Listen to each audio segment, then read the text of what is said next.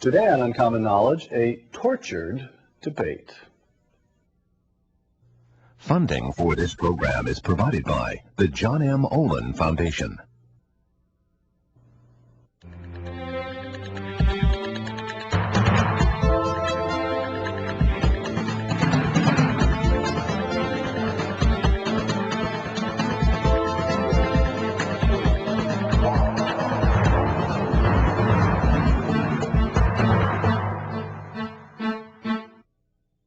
Welcome to Uncommon Knowledge. Our show today, how should we treat the bad guys?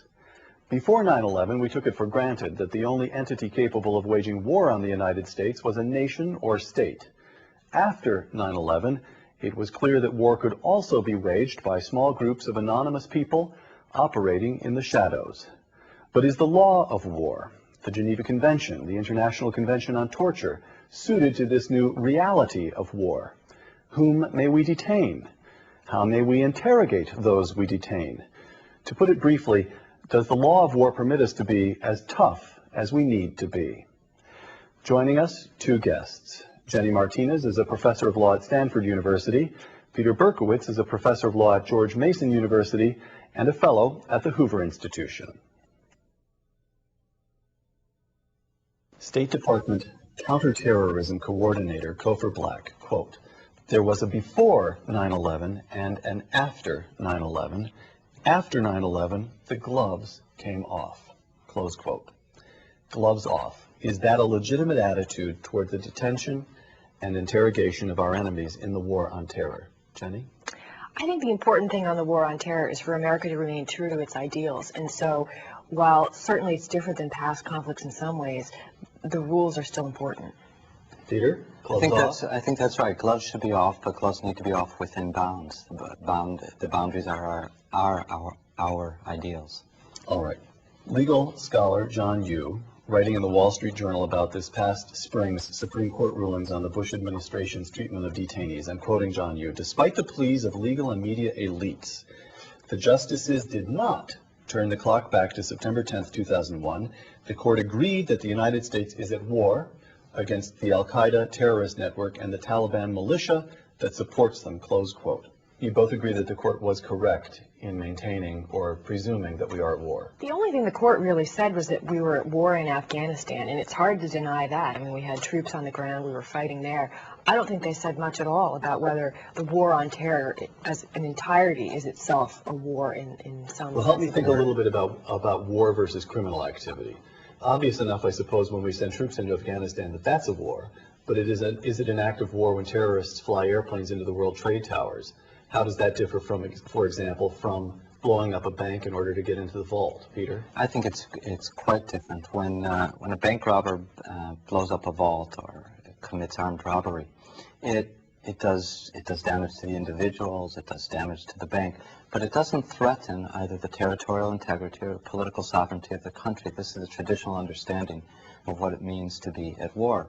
But terrorists using our airplanes as armed missiles, killing 3,000 innocent civilians, bringing New York City life to a standstill, attacking the Pentagon, these are acts that have the potential, actually, to bring the country to its knees. So I myself would regard those activities as clearly acts of war, although it's in a very non-traditional sense, because until September 11, 2001, the easy conventional understanding was that only a state could commit an act of war against another state, because only the state had the power to bring another state to its knees. So is that settled, that in the war on terror, this is a war and we should treat them as according to the rules of war?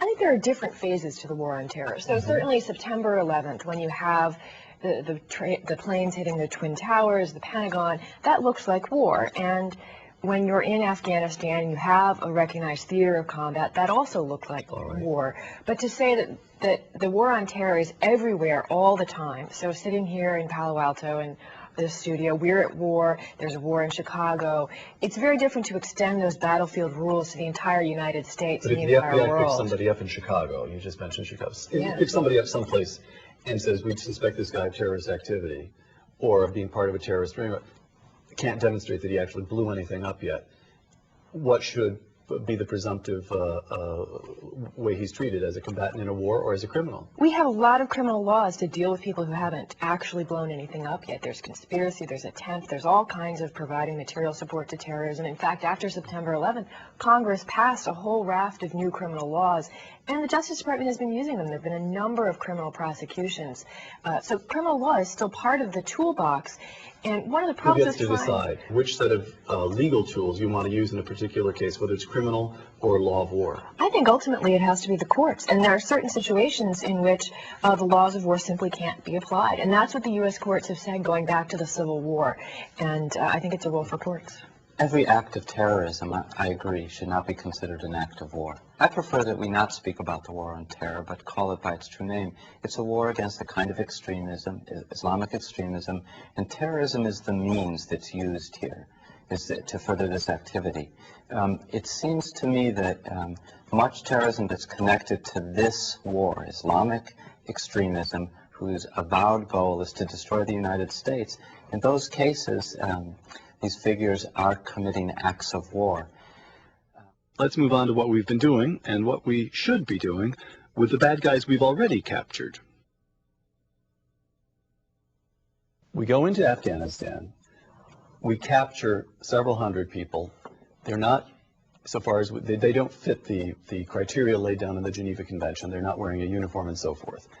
And so the Department of Defense, as far as I can tell, it's Donald Rumsfeld, it concludes we can put these people, they fall under the category of enemy combatants, we can put them at Guantanamo Bay, and the tradition is that you are allowed to hold them for the duration. At the same time that they're putting people away for the duration of the conflict, they're also telling us that this is a conflict that can go on for our lifetime, our children's lifetime, our grandchildren. And so the question is, two questions. One is, strictly speaking, and I mean being very strict about it, was the action of the Department of Defense sticking these guys in Guantanamo Bay for the duration legal, according to international law? And B, was it wise? Did it conform with an underlying American sense of justice? Jenny?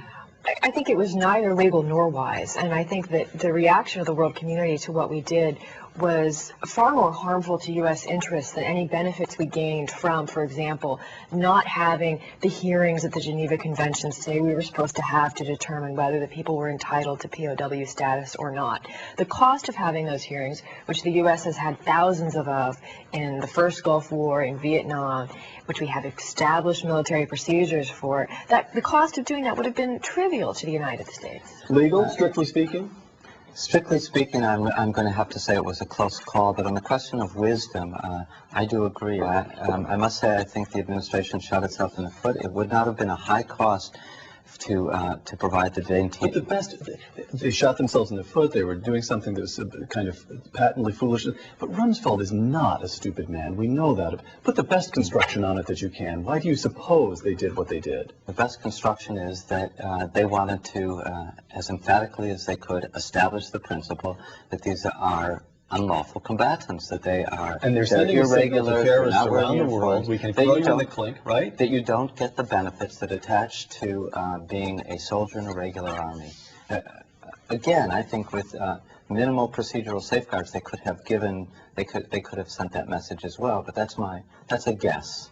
I also think it was really important to draw a distinction between the Taliban fighters and the Al-Qaeda fighters in Afghanistan. The Taliban was the army of the national government that is a party to the Geneva Conventions, and the sort of blanket ruling that no one who is in the Taliban is entitled to POW status really runs contrary to both the letter and the spirit of the convention. Without going into these cases in great detail, but is it understood within the legal community that now things have to change? That the administration now does have to give people hearings. You can't just put somebody in the clink and keep them there for the duration. They have to establish procedures that bring to bear some semblance of due process and hearings. Is that right? They're still fighting it tooth and nail. They are. Mr. Al-Mari, who's one of the other enemy combatants who was arrested in the United States. He's in Guantanamo as well? No, he's in a brig in South Carolina. Right. A man named Mr. Al-Mari, who was a lawful immigrant to the United States and was first placed in criminal proceedings and then was deemed an enemy combatant and has been held in the naval brig.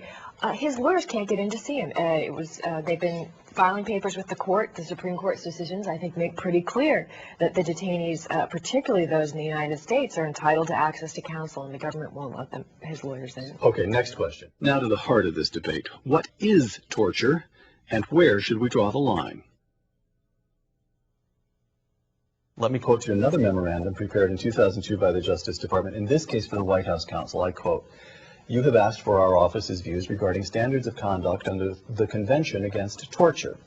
We conclude that acts must be of an extreme nature to rise to the level of torture. We further conclude that certain acts may be cruel, inhuman, or degrading, but still not produce pain and suffering of the requisite intensity to fall within the proscription against torture." Close quote. In other words, you can be pretty rough with people without violating the Convention Against Torture, to which the United States is, of course, a signatory. Legally speaking, is that conclusion correct? Look, this is a very narrow or strict reading. The lawyers who wrote that was very careful about the definition. He quotes the legal definition, that is intentional infliction of severe harm or pain. All of the debate is going to revolve around what constitutes severe harm or pain, intentional infliction of severe harm or pain. Seems to me reasonable people can disagree about whether the Office of Legal Counsel has gone too far there. But what I would emphasize is, even if they've gone too far, there is this effort to be law-abiding. There is an effort to respect the legal definition there. And also an effort in a war on terror in which you've got an enemy that resides in the shadows by his own design and is willing to strike against thousands of innocents at once, to carve out some legal space in which the United States can reserve as a tool roughing people up. I think is that not reasonable to attempt to do if you're charged with sorting out the legal questions? I don't think it's any attempt to comply with the law. I think it's an attempt to distort and manipulate the law to justify actions. And they're actions that the government won't even justify in public. I'd like to see President Bush come on TV and say, we've decided we're going to engage in cruel, inhumane, and degrading treatment of our prisoners. I mean, that's a policy statement that you can't imagine a U.S. government official making affirmatively. And so trying to draw distinctions between the sort of severe punishment that might actually meet the definition of torture and cruel, inhumane, and degrading treatment, which we will deem as the U.S. something we want to do, I just find it all right, we will now take two hypothetical cases. Now let's apply the legal expertise of our guests to a couple of hypothetical cases. Case one. The United States captures a terrorist, and we have good reason to believe, presumed, it was stipulated here, that he has wide knowledge of a terrorist organization, identities, locations, and so forth. If he'll tell us what he knows, he'll enable us to round up 10, 20, 30 additional terrorists. Some bright young spark on the FBI or CIA or the military branch involved suggests binding him in a hood, keeping him isolated, naked, and cold, and awake for a period of days, and then interrogating him for hours at a time under blindingly bright lights. Now, here's what we know about those techniques. They're widely used. And in particular, it's a matter of public record that they're used in Israel. And we know that they quite often work and that they cause no lasting harm. Are we justified in using those techniques? Peter. The Israelis make a distinction between the use of torture, which is strictly prohibited, as it is in this country, as the President has affirmed, as the Pentagon has affirmed, strictly prohibited, and the use of physical coercion, which doesn't reach the point of the legal definition of torture. That's exactly that Justice Department memo is reaching for. All right, go ahead. The calculation is always this. How severe is the threat? How likely is it that the use of greater and greater forms of physical coercion, which don't reach what everybody agrees upon as legally prohibited torture. In Israel, you're talking about, because they've actually got the regime sorted out in Israel. They've got the lines drawn. That's right. This you may do and this you may not. So in other words, you balance the goods that are likely to come through the use of physical coercion versus its closeness to this forbidden thing, torture. And so it seems to me necessary and proper in fighting this war against Islamic extremism when a small number of people can do massive damage, that occasionally we are going to be forced to use techniques of interrogation that involve physical coercion, and in this case, this hypothetical, we're stipulating that they do no lasting harm to the suspect. That's right. In other words, you are stipulating that they don't meet the legal definition of torture. Jenny? First of all, I think it's wrong to say that Israel sort of has no holds barred on physical coercion techniques. Right. The Israeli Supreme Court has come in and has outlawed a number of stress and duress techniques, but also a number of stress and duress techniques that fall short of torture, that are cruel, inhumane, or degrading treatment, are also illegal in Israel. It's not just torture. It's also but things they have very like stress explicitly and carved duress, out a space where interrogators are allowed to use coercion. And I'm not sure, I don't believe that the tactics you've described there would in fact be lawful in Israel now. Well, this all comes from I'll just give you the source, I'll give the audience the source. It comes from a long article in the Atlantic Monthly by Mark Bowden. All right.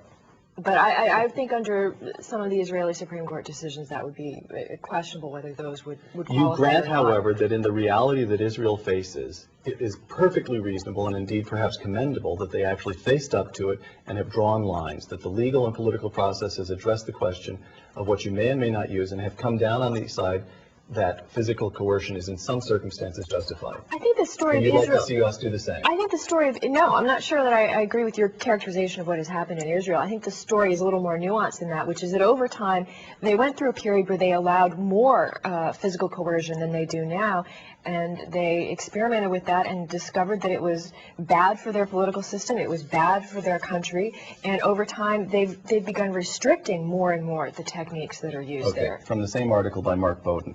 He put a hypothetical case very similar to the one I just put to you, to two representatives of Amnesty International, and got this reply. This is quoting the representative of Amnesty.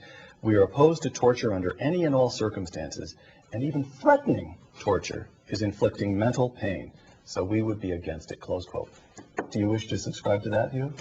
I would agree with that. The U.S. You get the has guy signed in on... jail, you know that he could help, the information he has could help you round up other terrorists, and you won't touch him.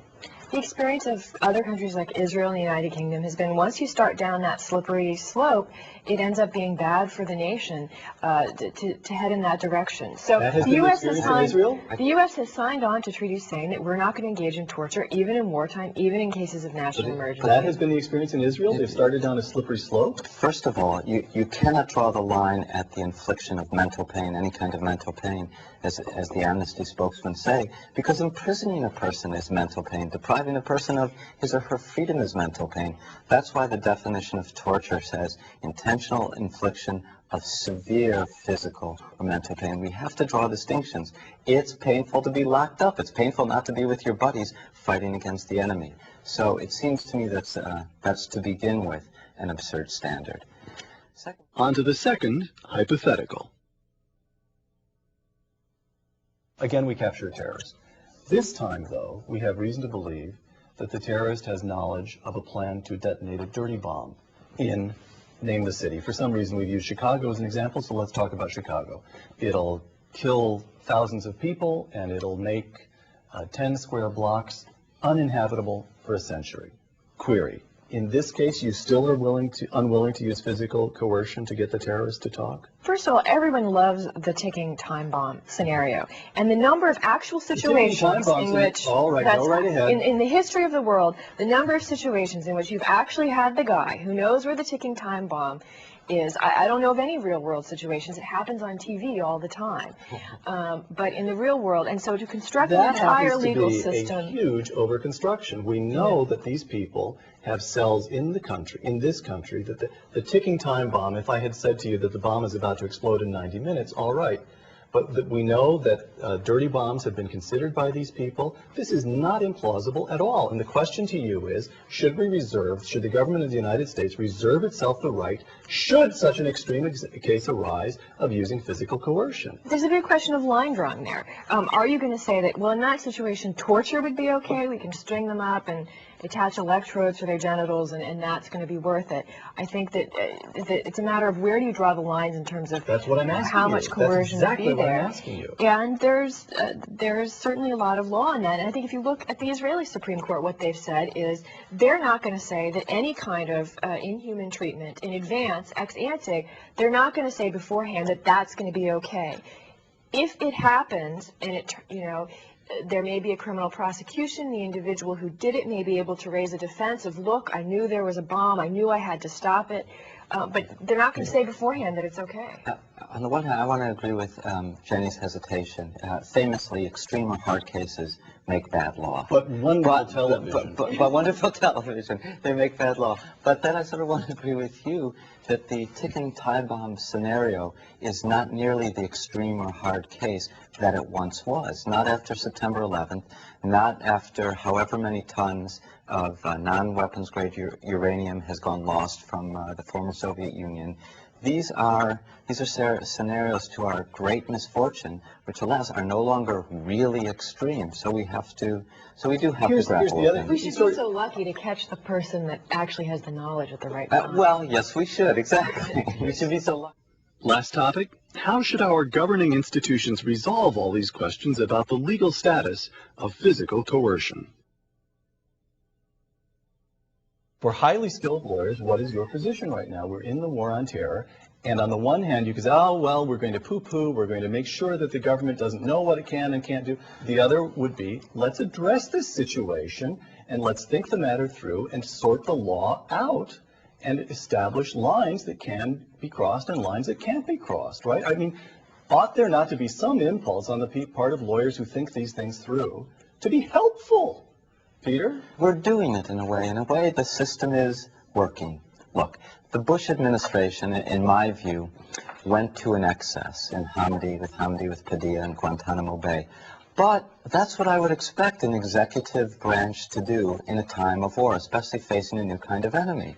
The court, a couple of years, as the process worked its way out, is pulling the executive branch back. In my view, in the Guantanamo Bay case, the court went too far. But that's what I accept the court to be especially vigilant about civil liberties. Lawyers are now going to fight this out in the courts. We're going to have a battle in the courts. Those representing the government, those representing Hamdi and other detainees. And this is how the system is designed. The thing is happening before our eyes. We're content with the pace of it, that things will continue to be... Content is a little too strong, but it's happening. The thing that I think is missing from this whole story that's really troubling is Congress. Where is Congress in all of this? You know, that you have the court stepping in to make up procedures for these detainees. When the executive has said, we're going to hold them forever with no process at all. In our constitutional system, if we have a new problem of terrorism, where the old laws of war don't work, and the criminal laws don't always work exactly well, why not have some legislation? Has any legislation even been drafted? Are things moving through? Presumably, the two of you would have been called to testify. Any legislation about detainees has gone exactly nowhere in Congress. And there has really been a total abdication of its constitutional responsibility, I think, to step in and have that democratic debate and try to set some policies in here. Should the executive be proposing new legislation? I think the executive certainly could have proposed new legislation about Guantanamo, about the enemy combatants it's holding here. And if it hadn't, there's no rule that says that Congress can't start legislation on its own. So it would have been perfectly reasonable for the president or for the attorney general, maybe it would have been more fitting for him to say, look, we're in a new situation, we need new law. This is the debate we must enter into, and here's our proposal. Now let's begin the debate. That would have been perfectly reasonable. It seems to me I'm in agreement here. Yes. All right. Last question. Let me quote this fine piece by Mark Bowden once again. Quote, this is Bowden's own view now. He's quoting from him. Why not lift the fig leaf covering the use of coercion? Why not eschew hypocrisy and amend bans on torture to allow interrogators to coerce information from would-be terrorists? Close quote. Question. A decade from now, will the United States indeed have lifted the fig leaf from the use of coercion? That is to say, will we have moved toward a position in which the executive knows pretty clearly what it may and may not do, even in extreme cases? Jenny, what do you think? I don't think we'll have allowed torture. I think that the story of human progress is away from that sort of thing, and it's important. Will it have been reserved in an explicit way to the executive to use physical coercion? Cold showers, keeping people wide awake, that sort of thing. There are lines to, I think there are things that are short of cruel, inhumane, and degrading treatment that might involve mild physical pressure that we might find legal. But what we're defending here is American values, and American values include respect for individual human beings and individual human dignity. And I think if we lose that, we've lost this war. The Israeli model is instructive here. Israel swears to the same ideals. But they face a threat in which of terrorist infiltration on a daily basis, many attempts. And so they've had to reckon in a way that is more open than we have up to this point with the methods that are appropriate, consistent with their own ideals, Right. to get the information that's necessary to protect your people from catastrophic terrorism. A decade from now, what will be the situation here? It depends upon events. If we become subject to either daily and routine terror, as they do in Israel, or they're more massive catastrophic attacks, then notwithstanding the fact that I think Jenny's right about that the 20th century, with all its horrors, has witnessed in the West the growth of the humanitarian ethic. The growth of the humanitarian ethic inhibits us, but the humanitarian ethic could be checked if, God forbid, terrorism becomes either a daily threat or we become subject again and again to catastrophic So the more terrorism. successful we are in preventing an attack in this country, the less likely that the law will actually be fleshed out in detail. I think that's fair to say, actually. I think that's right. All right. Jennifer Martinez, Peter Berkowitz, thank you very much. I'm Peter Robinson for Uncommon Knowledge. Thanks for joining us.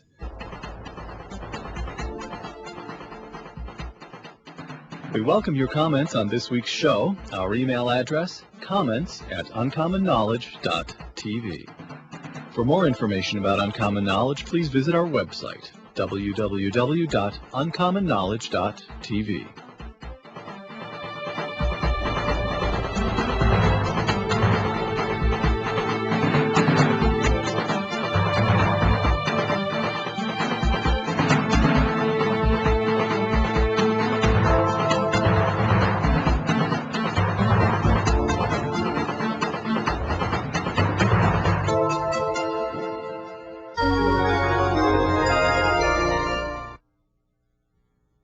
Funding for this program was provided by the John M. Olin Foundation.